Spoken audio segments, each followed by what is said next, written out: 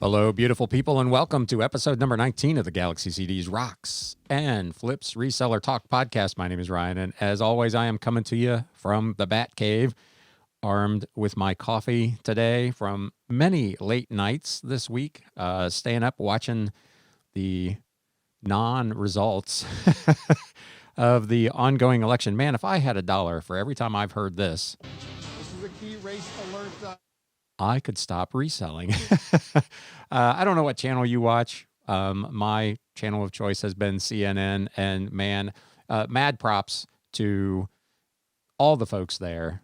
And of course, all the people that are actually counting the votes and doing the important work of the election.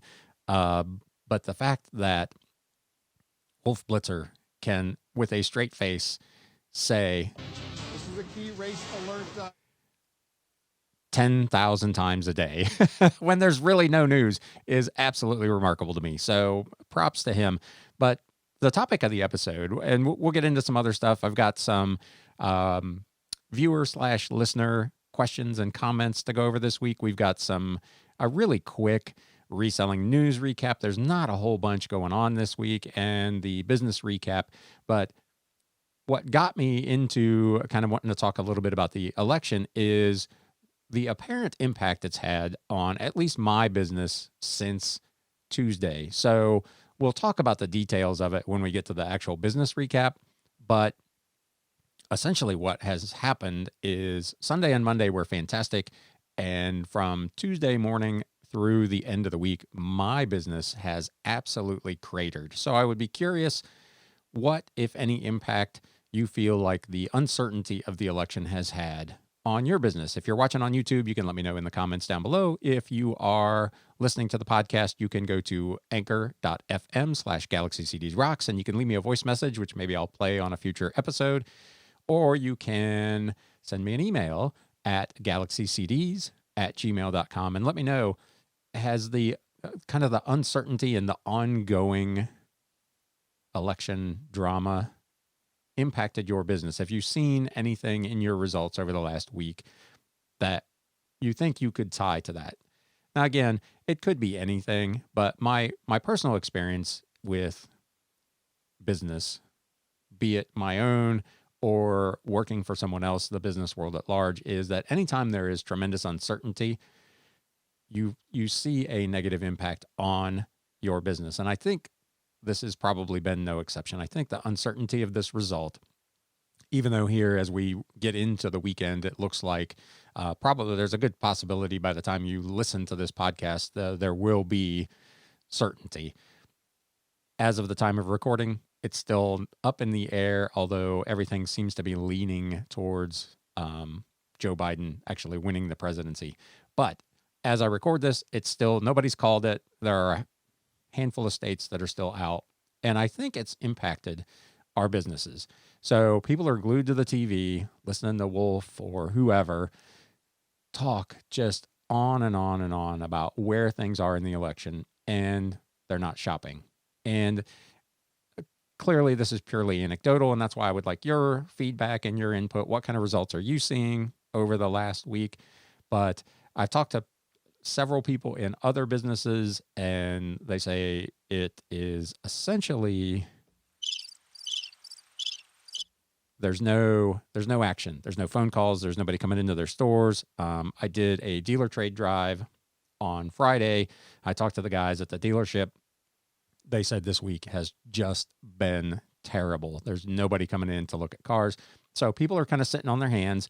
One, they're watching this, and two, anytime there's kind of that uncertainty about who is going to be leading the country or what potential, shenanigans you could see between now and the time there is a transition of power, if that's how it ends up going, people tend to sit on things. They tend to hold on to their money a little bit, and they're not shopping. And I think that's affected even people like us who are selling, $10 to $50 items, not just people that are selling cars and trucks and homes and whatever else. So let me know, like I said, what effect this has had on your business, if any, and what you think about all of that. I would appreciate your feedback so I can just kind of wrap my head around further what kind of effect this has had. So with that, let's dive in.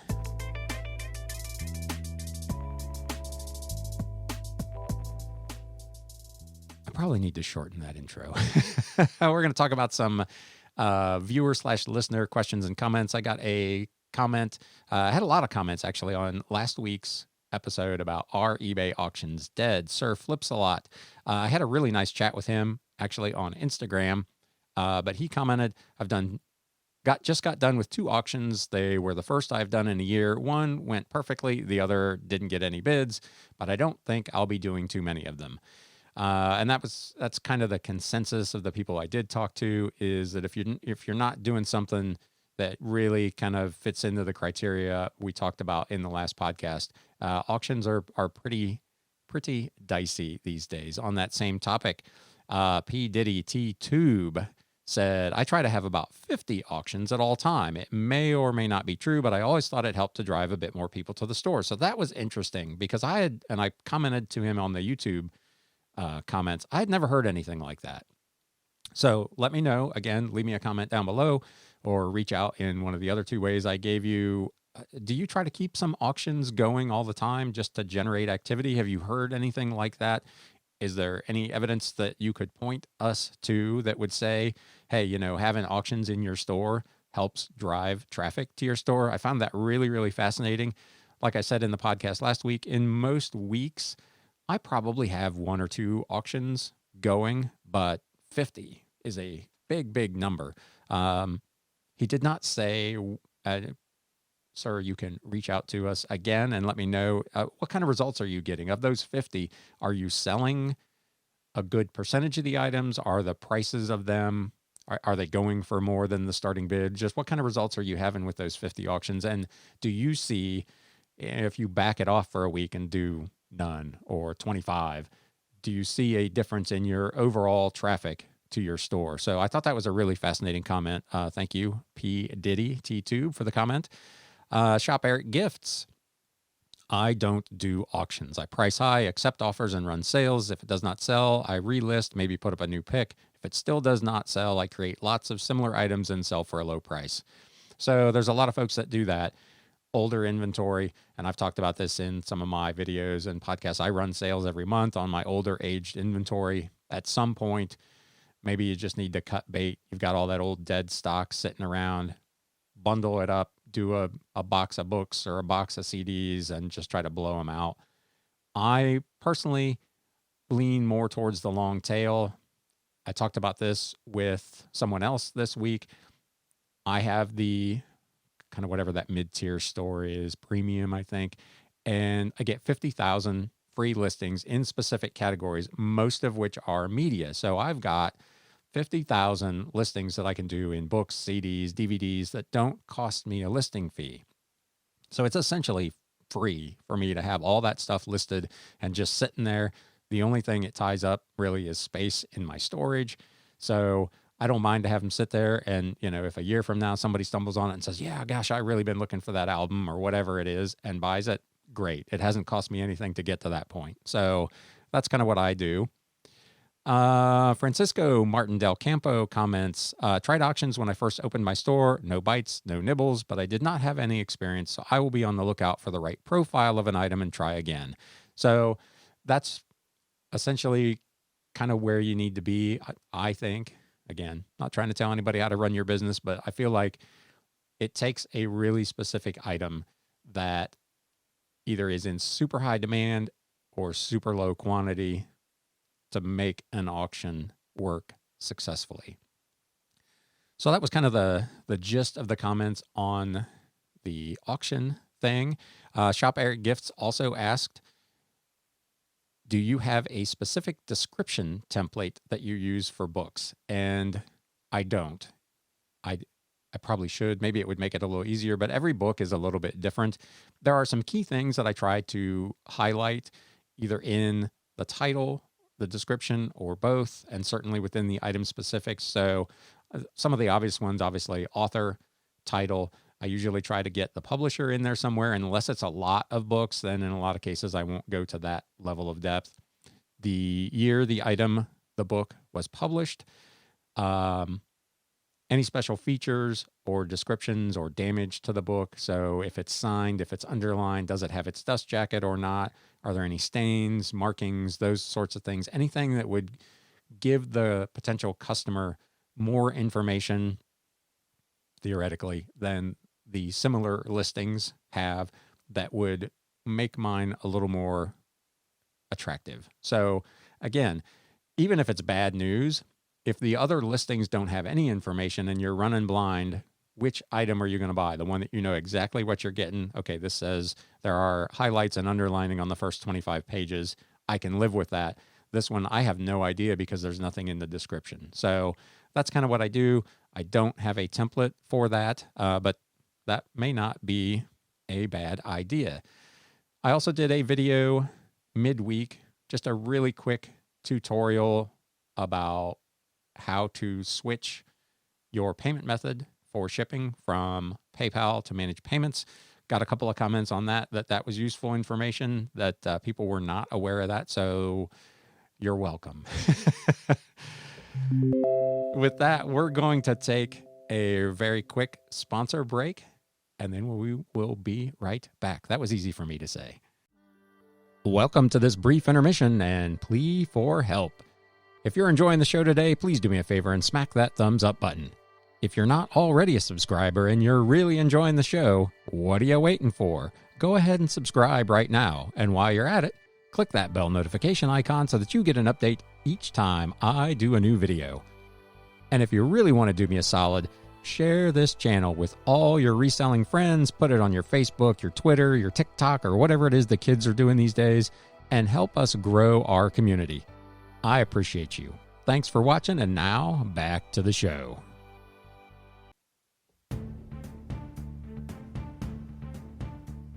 News updates.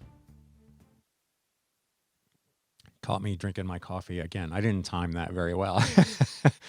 So let's get into the news. There's not a lot this week, and most of it really is market related, like stock market, not business market. And a lot of it is about Etsy. Etsy had another huge quarter, and that even counts if you exclude face masks, which is an interesting phenomenon that they're actually backing that out of their sales reports. So investors can see here's gross merchandise sales with and without face masks, because face masks clearly in the short run are going to be good business, but over the long term are, assuming we come up with a vaccine for COVID-19, face masks are not going to be a long-term business proposition. There'll always be a need for some face masks, but it's not going to be, millions/billions of dollars worth. So they're backing that out. But they had a great result last quarter. Their gross merchandise sales, excluding the face masks, grew 93%. New and reactivated buyers grew 112% year over year for the last quarter.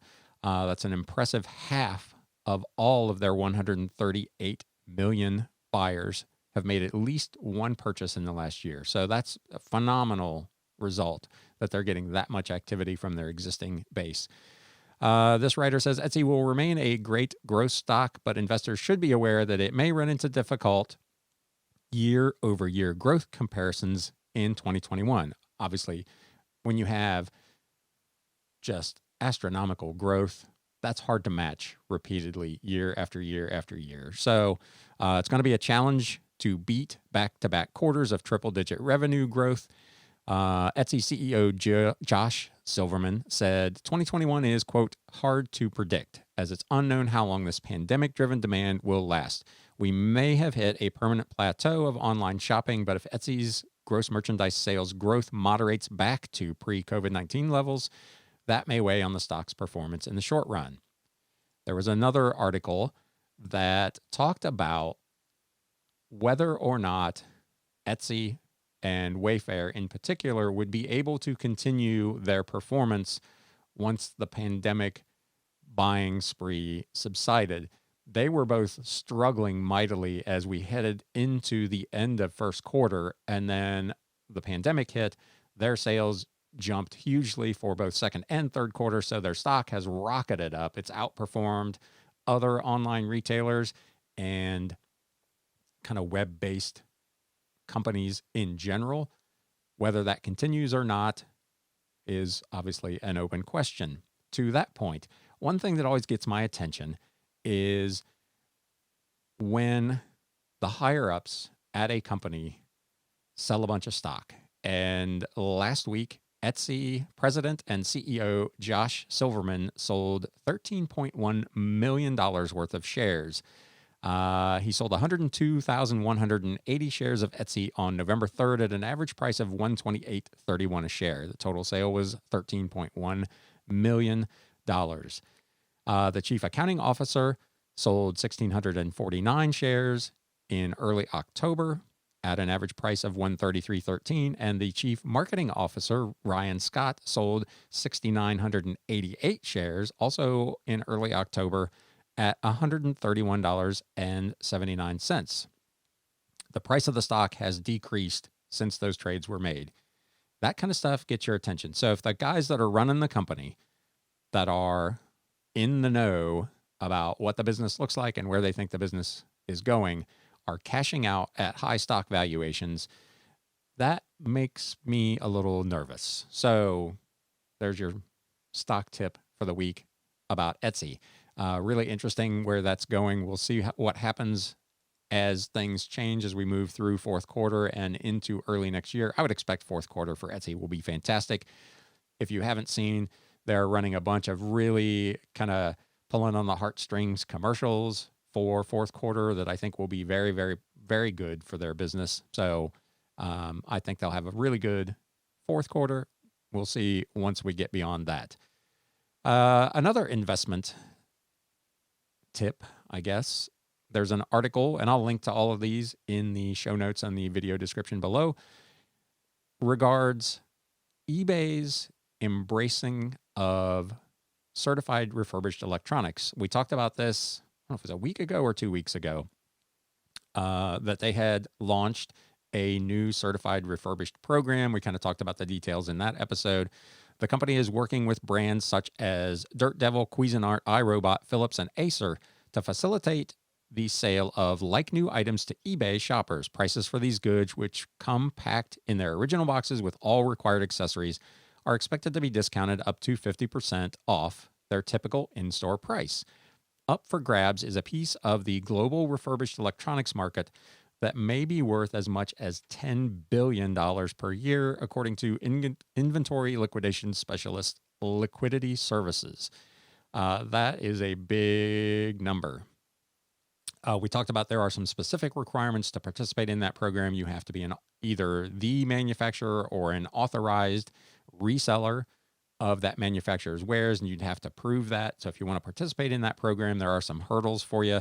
But it's really a potentially a big boon for eBay, maybe not so much for us as individual resellers. This article says it plays into eBay's unique strengths. Quote, yes, Amazon and eBay both already offer refurbished items. What's changing here is the level of credibility eBay will bring to the premise.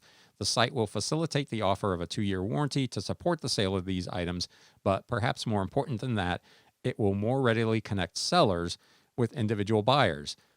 The move plays into an eBay strength that Amazon does not have.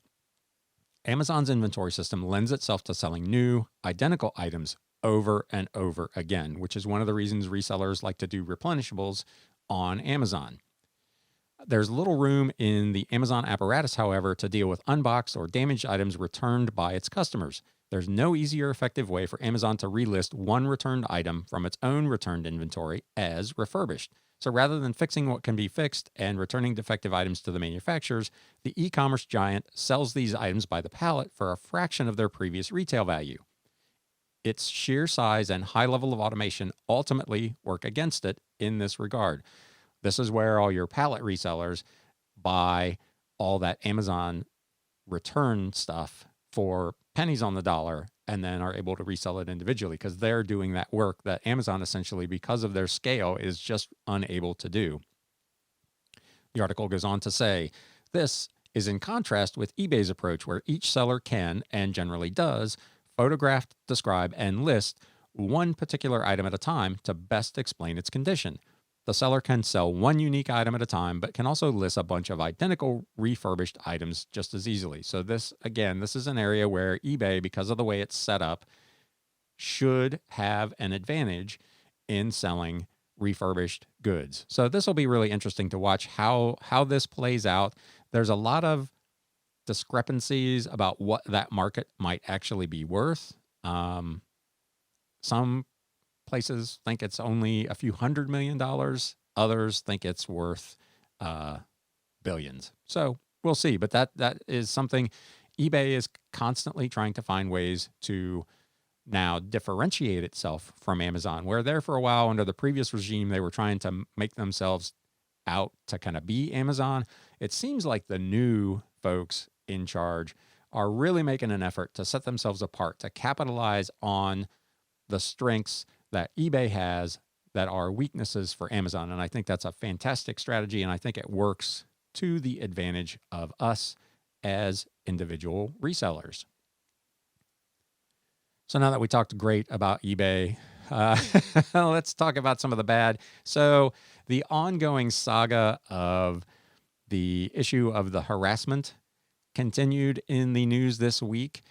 Former eBay executives James Baugh, David Harville, indicted on charges of stalking, trying to place GPS unit on Natick couple's car. So we've talked about this several times in the past.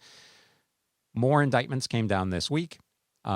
The two former eBay executives were indicted on Tuesday by a federal grand jury in Boston in connection with their alleged roles in a cyberstalking campaign. James Baugh, the eBay former senior director of safety and security, and David Harville, eBay's former director of global resiliency, were indicted on charges of conspiracy to commit stalking through interstate travel and through facilities of interstate commerce, witness tampering and destruction, alteration and falsification of records in a federal investigation, according to the U.S. Attorney's Office. Not good. Obviously, eBay, both of these people are former eBay employees. So eBay's already cut bait with these guys. They're gone. They're out of there. So good on them for recognizing that they had a cancer in their midst and excising it. But co-conspirators and former eBay employees Philip Cook, Brian Gilbert, Stephanie Pop, Veronica Zay, and Stephanie Stockwell all had previously pleaded guilty to conspiracy to commit cyberstalking and conspiracy to tamper with witnesses. These two, however, did not and now have been indicted. Baugh of San Jose, California, is alleged to have convened meetings to plan and coordinate the various parts of the harassment campaign, authorities said. He directed Harville of New York City to travel with him to Boston for a quote-unquote op targeting the victims and their website. He also told Stockwell to, quote, make up allegations that the victims had made direct threats to eBay, the company's CEO, and its employees as an excuse if the surveillance team was stopped, authorities said. Baugh also posed as Zay's husband when a Natick police investigate. That doesn't even make sense.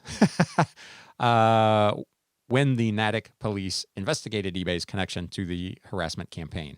Harville, authorities say, flew from California to Boston intending to place the victims under surveillance. He purchased tools to break into the victim's garage and attempted to install a GPS tracking device on the victims' cars. Authorities said Harville also lied to an eBay investigator who was responding to the Natick police's request for assistance and deleted evidence from his company-issued cell phone after learning of the criminal investigation. Messy. Very, very messy. The charges against the two men carry sentences ranging from up to 5 years in prison to up to 20 years in prison and fines up to $250,000. So this will be fascinating to watch to see if these guys try to cut a deal like the other co-conspirators did. But this is just the gift that keeps on giving, unfortunately for eBay. It just won't go away, and it's back in the news this week. So that will wrap that up. Let's talk about kind of what we led the show with, the business recap. So interesting week. Sunday and Monday were fantastic. And as it worked out, they ended up being about 2/3 of the business I did for the whole week, because once we got into election day and moving forward, business just fell off a cliff. Friday of this week past was the single worst day I have ever had as an eBay reseller. So I did still make some sales. So I've never been shut out.